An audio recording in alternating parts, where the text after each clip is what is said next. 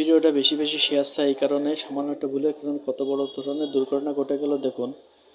এই মহিলা রান্নাঘরে রান্না করছিল, হঠাৎ তার গ্যাসের পাইপটা কেটে যায়, যার কারণে উনি বাইরে রেখে যায় এবং বাইরে কাউকে খুঁজতে যায়। তা যারা গ্যাসে রান্না করেন তারা অবশ্যই সচেতন থাকবেন, জানলা দরজা খোলা রাখবেন, কারণ ওই জানলা দরজা বন্ধ করার কারণে গ্যাস বাইরে হতে পারে না ঘরের ভিতর থেকে, এবং কোনো কারণে বৈদ্যুতিক শর্ট সার্কিটের মাধ্যমে অনেক সময় ভয়াবহ দুর্ঘটনা ঘটে থাকে। তো মহিলা বাইরে গিয়েছিল কাউকে ডাকার জন্য, এবং অবশেষে খোঁজাখুঁজির পরে কাউকে পাচ্ছিল না। তারপর একটা লোক আসলো দেখার জন্য। উনি এসে দেখে গ্যাসের রক্ষা করার মালিক আল্লাহ, তার সামান্যর জন্য দুজনে প্রাণে বেঁচে গেলেন।